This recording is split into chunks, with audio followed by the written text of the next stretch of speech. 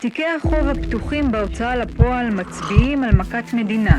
יותר ויותר בעלי חוב הסובלים מחובות שרק הולכים ותופחים ואין כל דרך להשיבם.